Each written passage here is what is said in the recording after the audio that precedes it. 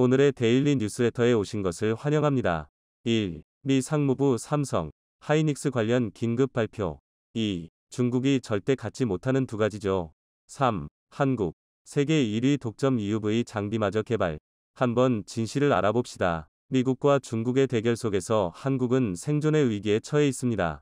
한국은 전쟁의 폐허에서 미국의 지원을 받아 개발도상국에서 선진국으로 성장하는 데 성공했습니다. 물론 IMF와 같은 초대형 악재도 있었지만 국민들이 한데 힘을 모아 위기를 극복하는 데 성공했습니다. 2000년대 한국은 성장이 둔화될 위기에 처했지만 중국 시장의 급격한 성장을 이용해 경제 성장을 다시 이룰 수 있었습니다. 일본은 한국을 박쥐와 같은 나라로 부르지만 미국과는 군사적 협력을 하면서 중국에서 경제 이익을 취하고 있습니다. 이는 오히려 칭찬으로 받을 수 있는데 미국과 중국 사이에서 최대한 이익을 보고 있다는 뜻이기 때문입니다. 하지만 중국이 미국에 대한 발톱을 드러내면서 이러한 좋은 시기도 끝이 나고 있는 상황입니다. 현재 한국 상황은 고래 싸움에 새우등이 터진다는 속담이 이보다 잘 어울릴 수 없습니다. 인플레이션 법안, IRA를 계기로 전기차는 보조금에서 제외됐고 한국의 핵심 산업인 반도체 산업은 기존의 라이벌이었던 대만에 이어서 미국과 중국, 일본, 여기에 유럽까지 경쟁을 선언한 상황입니다. 차세대 핵심 산업으로 성장할 것으로 기대되는 배터리 산업 역시 비슷합니다. 중국 공산당의 방해로 사실상 진출이 불가능한 중국 시장을 제외하면 한국은 미국과 유럽 등 세계 주요 시장을 장악하고 있다고 해도 과언이 아닙니다. 늘 중국의 CATL 점유율이 늘고 한국 배터리 3사의 점유율이 감소한다는 기사가 나오지만 중국 시장을 제외하면 한국 기업들이 1위를 놓고 다투고 있는 것이 현실입니다.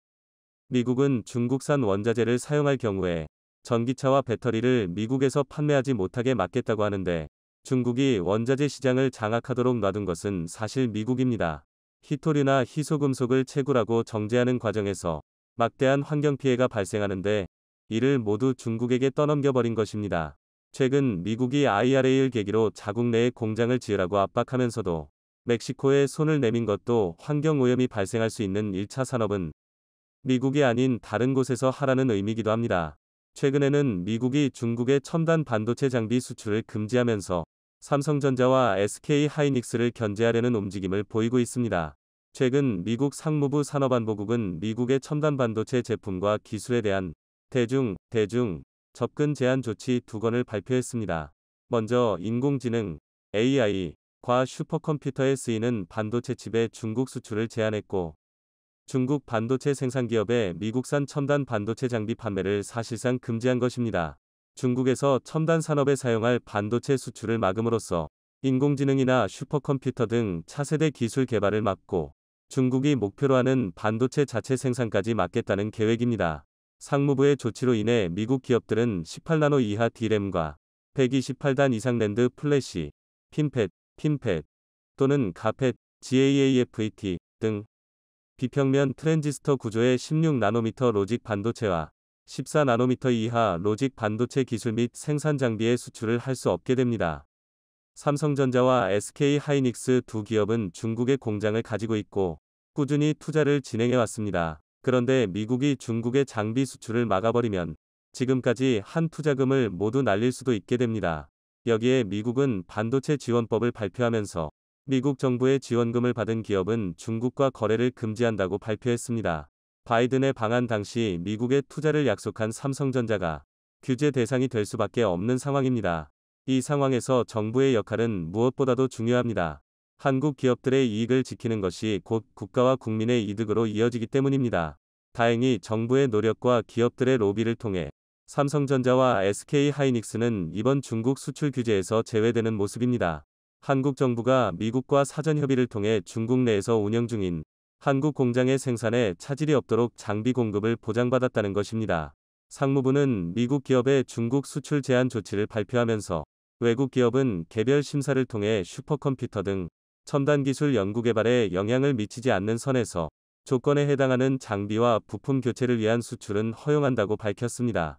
이에 따라 한국 기업들은 당장 사용할 수 있는 장비 반입이 가능하게 된 상황입니다. 동종업계에서는 불확실성이 해소됐다며 긍정적인 반응을 보이면서 중장기적으로 중국 업체들과의 기술 격차를 더 벌릴 기회가 될 것으로 예상하고 있습니다. 다만 미중 갈등이 심화될 경우 추가적인 장비 반입이 불가능할 수도 있고 아예 중국이 반도체 장비를 압수할 가능성도 있습니다. 중국은 미국의 제재 조치 이후 14나노 이상의 반도체를 만들기 위한 EUV 중고 장비를 마구잡이로 사들이는 등 막무가내 행보를 보이고 있기 때문입니다. 현재 삼성전자는 낸드 플래시의 38%를, SK 하이닉스는 D램 50%와 낸드 25%를 중국에서 생산하고 있습니다. 메모리 반도체에서는 삼성전자와 SK 하이닉스가 세계 1, 2위를 다투고 있고 비메모리 반도체에서도 삼성전자가 TSMC에 이어 세계 2위를 차지하고 있습니다. 중국 공장이 멈추게 되면 전 세계적인 반도체 부족 현상을 다시 한번 겪을 수 있는 것입니다. 그런데 미국의 이번 규제가 삼성전자와 SK 하이닉스 등에 중장기적으로 유리할 것이라고 분석도 있습니다. 중국 반도체 업체와 기술 격차를 벌일 수 있는 기회라는 것입니다. 중국 반도체의 희망이라고 불리는 낸드 플래시 제조업체 YMTC는 2016년 설립된 이후에 중국 정부의 전폭적인 지원을 받아 성장했습니다. 그런데 미국의 수출 규제로 인해 중국 반도체 핵심 기업들의 기술 발전이 멈출 수 있다는 것입니다. 실제로 이런 상황에 대해 미국에서는 삼성전자가 엄청난 이득을 볼 것이라는 예측을 내놓고 있습니다. 월스트리트저널 WSJ은 5일 실현의 계절을 보내고 있는 삼성전자가 대규모 투자와 반도체의 정치화 추세에 힘입어 장기적으로는 순항할 수 있다고 언급했습니다. 실현의 계절이란 미중 갈등 속에 끼인 삼성전자의 현실과 경제 위기로 인해 반도체 수요 감소를 의미합니다. C19 이후 시작된 세계적인 인플레이션 현상은 반도체 업계의 불황을 불러왔습니다. 한때 10만 전자를 노리던 삼성전자의 주가는 크게 하락하며 삼성전자의 시가총액은 약 3천억 달러, 427조 원 가까이 증발했습니다. 삼성전자의 핵심 이익 동력인 메모리 칩의 수요 약화와 재고 증가가 큰 문제였습니다. 대만의 시장 조사 업체 트렌드 메모리 칩의 일종인 낸드 플래시 가격이 3분기 13터부터 18% 떨어진 데 이어 4분기에도 15터부터 20% 급락할 것으로 예상하고 있습니다. 자연스럽게 낸드 플래시가 핵심 상품인 삼성전자의 영업이익도 전년 동기보다 20% 이상 급감할 것으로 추산됩니다. 그런데 이런 상황 속에서 WSJ는 삼성전자가 TSMC를 잡을 수 있다는 예측을 내놓고 있습니다. 위기 속에서 오히려 투자를 늘리고 있기 때문입니다. 삼성전자는 파운드리 1위 기업인 대만 TSMC와 경쟁하기 위해 오는 2027년까지 첨단 반도체 생산 능력을 3배 늘리겠다고 최근 발표했습니다. 근본 삼성전자의 파운드리 투자 확대는 풍부한 보유 현금과 기술 리더십을 고려할 때 타당한 선택이라는 것입니다. 또한 삼성전자의 투자 확대 움직임은 변동성이 큰 메모리 반도체 의존에서 탈피해 사업을 다각화하고 대만을 두고 펼쳐지는 미국과 중국의 갈등과 맞물려 최고의 기회가 될 수 있다고 평가했습니다. 현재 반도체 산업은 단순히 산업을 넘어 정치적 문제로 인식되고 있습니다. 반도체가 없으면 어떤 산업도 제대로 돌아갈 수 없기 때문입니다. WSJ는 삼성전자는 정치적 바람이 어느 쪽으로 불든 고난의 시기에서 더 강하게 일어나기 위해 크게 투자하는 중이라고 말했습니다. 삼성은 과거 고 이건희 회장의 과감한 결단을 통해 반도체 산업에 뛰어들었고 이제는 세계적인 기업으로 성장했습니다. 포엠 D램 제품과 관련한 이건희 회장의 일화는 유명합니다. 1987년 당시 삼성전자는 포엠 D램 개발 방식을 스택, 쌓는 방식으로 할 것인지 트렌치, 파들어가는 방식로 할 것인지를 두고 고민 중이었습니다. 이건희 회장은 단순하게 생각하라 는 원칙으로 고민을 타게 했습니다. 쌓아 올리는 것이 파고 들어가는 것보다 훨씬 쉽고 문제가 생겼을 때 회로를 고치는 것이 편하다는 결론을 내린 것입니다. 이 판단은 매우 성공적이었는데요. 삼성전자는 포엠 D램에 이르러서는 일본과 동등 품질 제품을 생산하기 시작했습니다. 이후 16M D램은 품질에서 앞서기 시작했고 64M, 256M 제품은 드디어 일본보다 빠르게 개발에 성공했습니다. 1995년은 64M D램 시장이 본격 형성되기 시작한 해로서 그해 삼성전자는 반도체 부문에서 당초 예상보다 40% 낮춰가한 8조 1348억 원 매출과 2조 7192억 원 영업이익이라는 경이로운 실적을 달성했습니다. 하지만 이건희 회장은 축포를 터뜨리지 않고 미래를 내다봤습니다. 세계 정상이 된다는 것은 간단하지 않지만 불가능하지도 않다. 그러나 정상에 서면 자칫 목표를 상실할 수 있다. 정상이 되기보다 정상의 위치를 고수하기가 더 어려운 까닭이다. 뼈를 깎는 노력이 뒷받침되지 않으면 정상은 언제나 위태로운 자리다. 미국과 중국 사이에서 최악의 위기를 맞이하는 상황이지만 늘 한국은 위기를 기회로 만들어 성장했습니다. 인플레이션 법안, 반도체 지원법 등 미국의 견제가 계속해서 이어지고 있지만 한국은 어떻게든 방법을 만들고 더 긴 미래를 위한 투자를 이어가고 있습니다. 반도체, 조선, 화학이 그동안 한국 경제를 견인했다면 앞으로 10터부터 20년은 2차전지가 그 역할을 대신할 것이다. 2차전지가 글로벌 미래 먹거리로 부상하면서 그 원자재인 자원 확보를 향한 충성 없는 전쟁이 최고조에 달하고 있습니다. 한국은 2차 전지 분야 명실상부 세계 최고의 기술 강국으로 꼽히지만 반면 상대적 자원 빈국으로 이 전쟁에서 치열한 사투를 벌이고 있는데요. 특히 최근 미국 인플레이션 감축법 RA로 인해 배터리 원자재의 중국 의존도를 낮춰야 하는 상황에서 우리나라는 아직 중국 의존도가 높아 국내 배터리 업계가 촉각을 곤두세우고 있습니다. 자칫 중국의 자원 무기화로 인해 한국 경제가 더 큰 타격을 입을 수 있는 상황인데요. 미국의 IRA 법안은 전기차 보조금의 절반을 받으려면 배터리 핵심 자재인 리듬, 코발트, 니켈 등을 미국 또는 미국과 FTA를 맺은 국가를 통해 공급받아야 한다는 것을 명시하고 있습니다. 한국의 리튬 공급망이 중국에 편중되어 있어 중국 내부 사정이나 미중 갈등의 원인으로 공급 문제가 발생할 경우 한국은 그저 속절없이 당할 수밖에 없다는 위기감이 커지고 있습니다. 제로 지난 8월 가뭄과 정전으로 리튬 공급의 20% 이상을 담당하는 스촨성 공장이 폐쇄되면서 리튬 가격이 급등했고 과거 중국은 일본과의 정치적 갈등 때마다 히토류를 전략적으로 이용해온 전례도 있습니다. 중국 리튬 회사들은 남미를 비롯해 전 세계에서 사들인 광산에서 리튬을 채굴해 중국으로 들여온 뒤 탄산리튬이나 수산화리튬으로 가공해 판매하고 있습니다. 세계 리튬 채굴량에서 중국의 비율은 13%에 불과하지만 중국 기업들의 정제 리튬 세계 시장 점유율은 60% 수준에 육박하는데요. 국내 배터리 기업은 중국에서 수산화리튬을 들여와 배터리 제품을 생산하는데 중국이 멋대로 가격을 오르락내리락 할 때마다 그 피해를 고스란히 받고 있습니다. 현재 중국 리튬 업체들은 톤당 5,000달러의 리튬 원석을 구매해 중국에서 정제 과정을 거친 후 톤당 약 8만 달러의 한국 업체에 납품해 무려 70% 마진을 남기고 있습니다. 비싸도 너무 비싼데 마땅한 대안이 없어 한국 업체들은 울며 겨자 먹는 심정으로 공급받고 있는 실정인데요. 탄산리튬 가격은 지난해 9월 2일 1kg당 23,000원에서 올해 9월 6일에는 95,000원으로 1년 만에 4배나 뛰었고 역사적 최고치를 연일 갱신하고 있는 중입니다. 테슬라의 일론 머스크는 리튬 정제 사업에 대해 톤 피거내는 면허, 라이센스 투 프린트 머니로 표현할 만큼 가격이 천정부지로 솟고 있죠. 리튬으로 쏠쏠한 재미를 본 중국은 세계 리튬 매장량의 70%를 차지하는 칠레, 볼리비아, 아르헨티나 3국을 중심으로 사업을 넓혀가고 있습니다. 특히 개발 잠재력이 높고 정치가 그나마 안정적인 아르헨티나를 향해 차이나머니가 쏠리고 있는데요. 리튬 염호를 먼저 계약한 타국가가 있음에도 불구하고 중국은 백지 수표를 건네며 충간에 하이제킹을 하는 얍삽한 수작을 부리기도 합니다. 네, 우리가 한번 당한 적이 있죠. 지난 2017년 한국 포스코는 캐나다 에너지 기업으로부터 아르헨티나 소금 호수 지분을 1억 달러에 매입하는 MOU를 체결했습니다.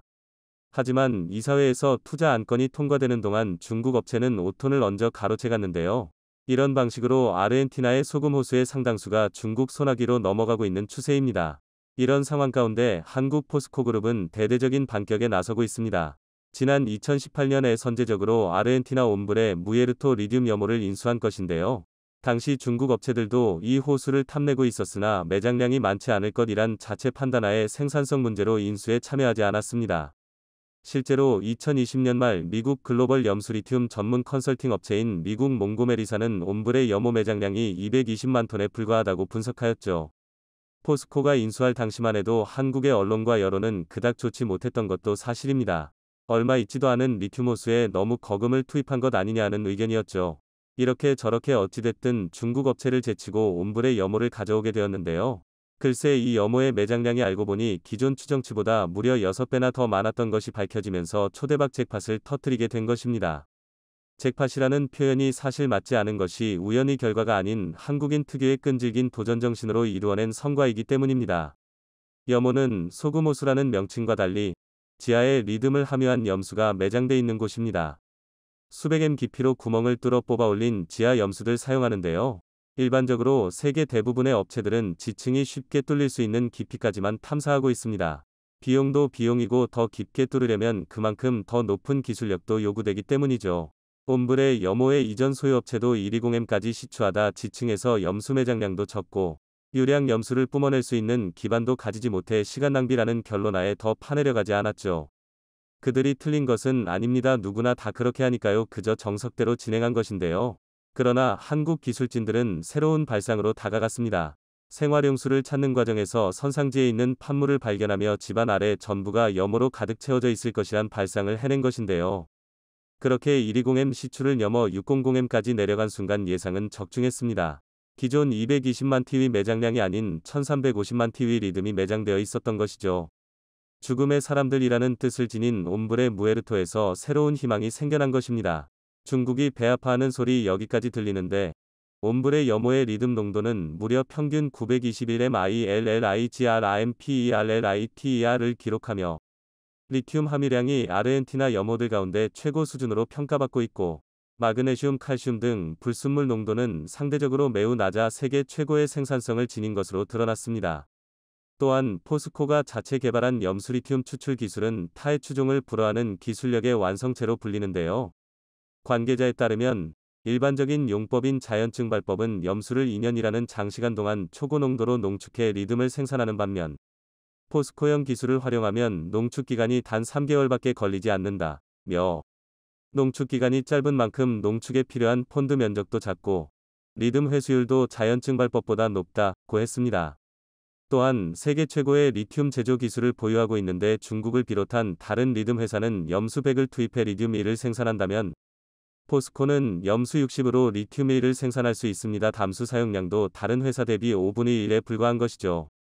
2차 전지 소재 사업 공급망은 전기차용 배터리 등에 필요한 양극재, 음극재들 생산하는 회사와 이에 필요한 리튬, 니켈, 흑연 등의 원료를 가공 공급하는 원료 공급사로 구성되는데 포스코 그룹은 전 세계에서 유일하게 모든 공급망을 자체적으로 구축하고 있습니다.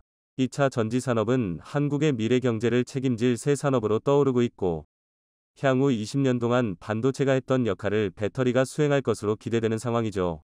한국은 기술과 시장 점유율에서 세계 1위를 지키고 있지만 핵심 자원인 리듬을 확보하지 못하면 힘겹게 쌓아올린 성이 한 번에 무너질 수도 있습니다. 리듬 이 하얀 석유 위 안정적인 공급이 필수적이죠.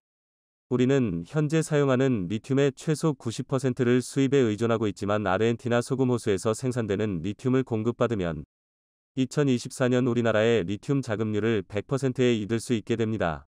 중국이 시행하는 자원무기화에 한국이 대역전국을 일으킬 수 있는 것이죠.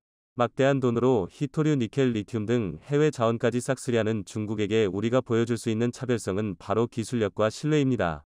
중국이 절대 갖지 못하는 두 가지죠.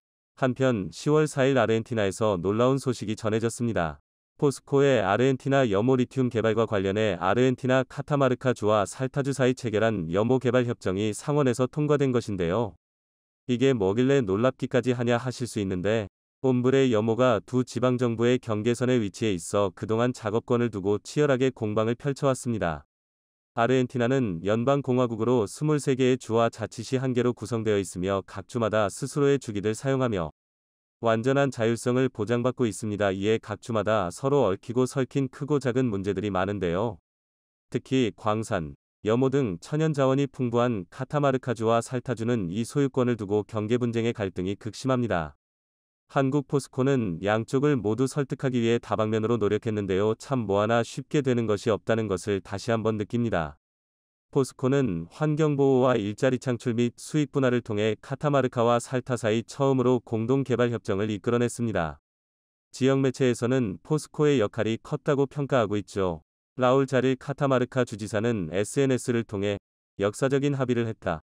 며 포스코 그룹과 리듬 사업을 함께하게 되어 기쁘고 지역 고용 창출 기여에 감사드린다며 앞으로도 포스코 그룹의 리듬 사업을 적극 지원하겠다고 밝혔습니다. 한국의 중재에 수십 년간 캐캐 묵은 지역 분쟁에 싹이 잘려나간 것이죠. 설득 과정에서도 포스코의 기술력이 돋보였는데요. 옴브레 무에르토 염호는 해발고도 4,000m에 위치해 있어 용수들 많이 사용할수록 환경 파괴가 심화됩니다. 그러나 포스코형 염수리튬 추출 기술을 설명하면서 적은 염수를 사용하는 것을 축명하였고 이에 역사적 합의까지 도출된 것이죠. 또한 세심한 배려도 돋보였는데요. 리튬 추출 후 남은 소금을 버리지 않고 비포장도로의 천연 포장재로 재활용하여 사용하고 있는데, 이에 흙으로 된 도로가 자연 경화되어 지역 주민들의 이동에도 큰 도움을 주고 있죠. 사엔즈 살타주 주지사는 포스코 그룹의 아르헨티나 리튬 사업 첫걸음을 축하드린다며 전 세계에서 유일하게 리튬 원료에서부터 양음극재까지 2차 전지 소재 역량을 모두 보유하고 있는 포스코 그룹과 리튬 사업을 함께하게 되어 기쁘고 지역 고용 창출 기여에 감사드린다고 말했습니다. 아르헨티나는 한국인들과 함께하는 사업에 대한 기대가 큽니다. 저기 어디 자원을 약탈해가는 중 머시기 국가와 비교가 될 수밖에 없겠죠. 그래서일까요? 작년 10월 중국이 김치를 두고 자국 음식이라며 헛소리를 하던 당시 아르헨티나는 매년 11월 22일을 김치의 날로 공식 제정하기로 하였습니다. 더 놀라운 건 이 결의안이 출석 의원 47명 만장일치로 통과되었다는 것이죠. 여기가 메시의 나라입니까? 한국에서 김치의 날이 법정기념일이 된 게 불과 2020년으로 비교적 최근의 일이라는 점을 감안하면 지구 반대편 아르헨티나에서 불과 1년 만에 이렇게 추진되었다는 사실은 더욱 놀랍게 다가옵니다. 현지에 진출한 한국 기업들이 보여준 신뢰가 작은 씨앗이 되지 않았을까 싶은데, 반면 중국과 협력을 맺은 1대1로 국가에서는 한탄 섞인 한숨만 나오고 있다고 합니다. 채무에 덫에 빠져버린 1대1로 국가들은 파산위기에 놓여 항만을 빼앗기고 있고, 현지인들은 취업 사기를 당하거나 강제 노동에 하다하다 쪽력까지 당하는 실정이니 말입니다. 중국이 차이나머니와 꼼수로 스스로를 대변한다면 한국은 신뢰와 기술력으로 승부를 보고 있는 지금입니다. 한마디로 중국이 중국했고 한국은 한국했다. 한편 어려움을 극복해내는 DNA를 가진 한국인도 쉽사리 쫄지 못하는 어려운 문제가 있다고 하여 화제입니다. 최근 전 세계적인 반도체 부족 현상이 이어지면서 전자제품 가격 상승과 자동차에 탑재되는 차량용 반도체의 부족 현상 등 실생활 곳곳에서 많은 영향을 받고 있습니다. 특히 차량용 반도체 부족의 경우에는 신차 출고 기간을 1년 혹은 그 이상 늘리면서 많은 소비자들이 불편을 겪고 있습니다. 이런 현상이 이어지자 전 세계 많은 반도체 기업들이 설비 투자와 반도체 연구 개발에 많은 투자를 하고 있는 상황에 막대한 이익을 보는 기업과 그렇지 못한 기업 등 크게 둘로 나뉘고 있습니다. 대표적으로 한국의 삼성전자부터 대만의 TSMC까지 아시아를 대표하는 파운드리와 종합 반도체 기업들은 큰 이익을 얻고 있으며 막대한 실적 증가와 주가 상승까지 긍정적인 상황이 이어지고 있습니다. 하지만 완성 반도체 기업들이 막대한 이익을 보는 것과는 다르게 이들에게 반도체 장비를 납품하는 기업, 대표적으로 네덜란드의 ASML 같은 기업들은 시장 확대를 통한 경제적 이익 창출에 제동이 걸려 매출과 이익 증대를 위한 돌파구를 찾고 있는 상황입니다. 그런데 세계 최고이자 유일무이한 극자외선 노광 장비 EUV 장비 생산을 독점하고 있는 네덜란드의 ASML은 미국 주도의 중국 반도체 포위망에서 탈퇴해 독자적으로 대중국 반도체 장비 수출에 나서겠다는 발표를 했습니다. 반도체 장비를 생산하여 판매하는 ASML은 그동안 한국의 삼성과 대만의 TSMC에게만 EUV를 비롯한 반도체 장비를 판매해왔지만, 여기에 중국에게까지 최첨단 EUV 장비를 추가로 판매하면 막대한 매출과 이익을 올릴 수 있다는 판단에서입니다. 여기에 슈라인마허 네덜란드 외교동상부 장관은 자국 네덜란드의 이익이 미국의 대중 반도체 봉쇄보다 훨씬 중요하다는 발표를 했습니다. 네덜란드의 이런 자국 우선주의 행보에 미국은 크게 당황하며 상무부 차관과 백악관 국가안보회의 보좌관을 네덜란드에 파견해 ASML 위 EUV 장비에 대한 중국 수출 문제를 놓고 협상을 진행할 것이라는 예정입니다. 미국 입장에선 네덜란드의 이런 결정이 황당하다는 반응입니다. 그동안 미국이 ASML 독점 생산하는 EUV 장비의 중국 수출을 막은 이유엔 ASML EUV 장비에 미국의 국가안보 핵심 기술이 들어가기 때문입니다. EUV 노광 장비에 활용되는 원천 광원 기술은 미국 기업 사이머가 보유한 특허 기술을 활용하며, 해당 기술은 미국의 국가안보 핵심 기술로 지정이 되어 있어 중국을 비롯한 적대 국가에는 수출이 막혀 있습니다. 즉 ASML이 활용하는 핵심 기술부터 부가적인 기술까지 다방면에서 미국 기술이 활용되고 있으며, ASML 회사의 지분에도 미국 기업이 절대다수의 비중을 차지하고 있습니다. 상위 20대 주주에서 미국 기업이 대부분일 정도로 확실한 지배구조를 가지고 있기에 ASML 경영 전반에 미국의 입김이 반영되는 것은 어느 정도 납득할 만한 일입니다. 그런데 네덜란드 당국은 ASML 위 매출을 늘리고자 중국의 EUV 장비 판매를 허용하겠다는 입장을 밝혔는데, 네덜란드 당국의 이런 결정에 많은 반도체 업계들은 비판의 목소리를 내고 있습니다.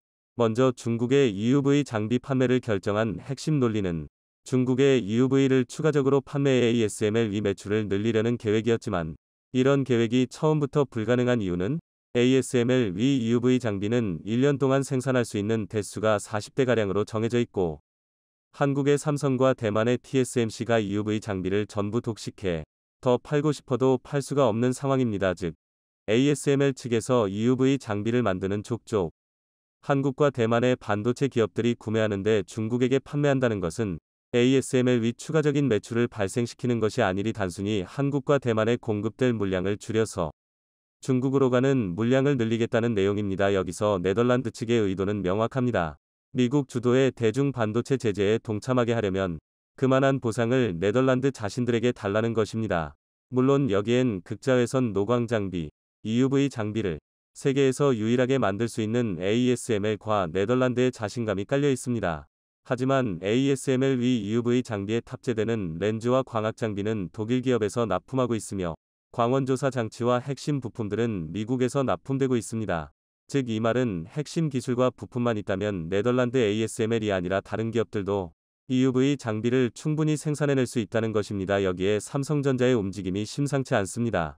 삼성전자는 최근 자회사를 통해 노광 공정용 장비를 개발했고 양산 테스트를 성공적으로 완료했습니다. 그동안 노광 장비를 직접 생산하기보다 수입에 의존해왔는데 최근 들어 글로벌 공급망이 흔들리기 시작하면서 노광 장비 자체 생산을 위한 연구팀을 가동해 반도체 소재와 장비 그리고 완성품 생산까지 원스톱 라인 구축을 위한 작업에 나서고 있습니다.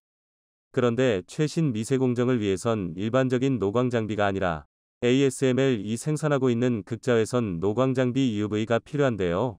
이 역시 한국 기업 이솔에서 생산을 위한 마지막 작업에 나서고 있습니다. EUV 장비를 생산하기 위해선 크게 세 가지가 필요한데 EUV용 광원과 광학계 그리고 시스템입니다. 노광 장비용 광원을 공급하는 회사는 전 세계 4곳이 있으며 사이머를 포함해 대부분 미국의 기업이지만 단 2곳의 EUV 업체만이 직접 광원을 만들고 있는데 한 곳은 네덜란드의 ASML이고 다른 한 곳은 대한민국의 이솔입니다. EUV 장비의 첫 번째 조건인 광원도 우리 손으로 만들 수 있으며 두 번째 조건인 광학계는 주로 독일의 칼자이스 렌즈를 사용합니다. ASML 위 광학계 역시 자체 개발한 부품이 아니라 칼자이스의 렌즈를 납품받아 사용 중이기에 우리도 독일산 렌즈를 납품받아 EUV 장비를 생산할 수 있습니다. 세 번째 조건인 종합 시스템은 EUV 장비를 가동하면서 발생하는 진동이나 정확한 노광 등 종합적인 시스템을 제대로 제어해야 한다는 것입니다. 사실 EUV의 물리적인 장비와 부품 등은 이미 우리나라가 기술을 확보한 것도 있고 일부 부품은 수입하여 구축하면 되며 네덜란드의 ASML 역시 이런 식으로 부품을 공급받아 장비를 만들지만 가장 중요하고 핵심이 되는 부분은 종합적인 시스템 안정성입니다. ASML이 가장 잘하는 분야가 바로 이런 시스템 제어 부문과 소프트웨어적인 부분으로 알려져 있습니다. 해당 부문에 대한 우리 기업들의 투자도 급격하게 늘어나고 있습니다. 특히 우리나라 토종 반도체 장비업체인 이솔의 대표와 경영진은 삼성전자 반도체 사업부 출신으로 10년 넘게 삼성전자에서 EUV 장비와 소재에 대해 연구개발하던 팀이 독립한 기업입니다. 이솔에서 생산하고 만드는 장비의 상당수는 삼성으로 공급되고 있는데 최근 삼성에서도 자체적인 노광 장비 생산 능력의 중요성을 깨닫고 노광 장비에 대한 공격적인 투자를 하고 있는 만큼 이솔과 삼성전자는 전방위적인 협력을 통해 연구개발에 나서고 있으며 이솔의 모기업인 FST의 경우 삼성전자가 7% 지분을 확보해 대주주로 있는 상황입니다. 이런 투자와 연구개발의 노력으로 토종 EUV 기업 이솔은 EUV 광원과 마스크 제조 장비, EUV 마스크와 펠리클 검사 장비 등 EUV에 사용되는 핵심 기술과 장비를 하나하나 국산화 해나가고 있습니다. 사실상 네덜란드 ASML 위 독주를 막을 전 세계의 유일한 기업으로 떠오르고 있는 상황에 미국에서도 한국의 EUV에 이목을 집중하고 있습니다.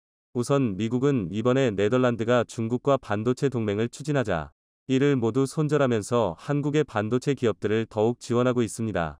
현지에서는 EUV와 같은 중요한 부품을 한국과 같은 동맹국에서 만들 수 있도록 추가적인 지원이 필요하다며 미국 측이 보유한 특허와 기술을 한국과 협력해야 한다는 주장도 나오는 가운데 우선적으로 한국의 반도체 기업들이 탈중국에 성공하도록 미국의 매출을 한국에게 몰아주고 있습니다. 2022년 올해 막바지 삼성전자와 SK 하이닉스는 매출 구조가 급변했다는 발표를 했습니다. 중국 내 매출은 4조가 줄은 반면 중국에서 줄은 것보다 더욱 많은 4조 8천억의 매출이 미국에서 발생했다는 것입니다. 이를 통해 각각 삼성과 SK 하이닉스의 중국 의존도가 감소하고 있고 미국 의존도가 급상승하고 있습니다. SK 하이닉스의 경우 미국 매출 비중이 60%에 달하며 삼성전자의 경우 45%에 달하는 상황으로 한국의 반도체 기업들이 탈중국에 성공해 미국으로 매출처를 발빠르게 옮겨가고 있습니다. 시장 상황이 이렇게 돌아갈수록 중국 내 반도체 공급난은 더욱 심해지고 있습니다. 그 결과 중국에 얼마 있지도 않는 반도체 기업들은 최신의 EUV 장비는커녕 구형 노광 장비를 통해 구형의 반도체를 생산하고 있으며 이런 반도체를 스마트폰과 전자기기 등 첨단 제품에 탑재하고 있습니다. 특히 네덜란드의 ASML은 미국을 향해 최신식 EUV 노광 장비가 아니더라도 구형의 노광 장비를 팔 수 있도록 규제를 해제해달라는 움직임이 나오고 있습니다. 생산량의 한계로 EUV는 1년에 40대밖에 만들지 못하며 그마저도 삼성과 TSMC가 몇 년치 물량을 선주문해 이미 매출의 최대치를 확보해 놓은 상태이지만 이런 와중에 구형의 노광 장비까지 중국에 팔아서 이익을 내보겠다는 뜻입니다. 만약 ASML 이 노광 장비나 EUV를 중국에 판매한다면 한국과 대만이 주도하던 글로벌 반도체 패권이 중국으로 넘어가거나 위태로워질 가능성이 있습니다. 삼성이나 TSMC는 글로벌 기업으로서 국가보조금이 경영의 주요한 수단이 아니지만 중국의 반도체 기업들은 상당수가 국유기업이며 국가보조금과 세금으로 운영되고 있습니다. 특히 중국이 반도체 굴기를 천명한 만큼 막대한 중국 자본을 투자하여 치킨 게임을 벌인다면 정부 지원을 받지 않고 단독으로 맞서야 하는 한국과 대만의 반도체 업체들은 경쟁에서 불리해질 수밖에 없는 상황이 될 것입니다. 미국 역시 이런 상황을 막기 위해 움직이고 있습니다. 세계를 제패하는 첨단 IT 기업들은 대부분 미국 기업이며 이런 파워는 사실상 반도체로부터 나옵니다. 하지만 반도체 파워가 중국으로 넘어간다면 미국의 IT 기업들도 패권을 유지하기 어렵게 되기에 누구보다 미국이 대중국 반도체 규제에 적극적일 수밖에 없습니다. 한국과 미국은 반도체에 대한 이해관계가 일치하지만 네덜란드는 이와는 다르게 중국이라는 고객을 새로 원하고 있어 이해관계가 일치하지 않는 상황입니다. 미국은 자신과 이해관계가 맞지 않다면 어떤 기업이나 국가이든지 손을 봐준 역사가 있는데 독일과 일본이 그러하고 소련 역시 마찬가지였습니다. 이번에도 네덜란드가 자신의 이익을 고집하고 있지만 한국에서 EUV 개발이 점점 더 진전될수록 미국의 네덜란드 손절은 더욱 빨라질 것이란 관측이 나오고 있습니다.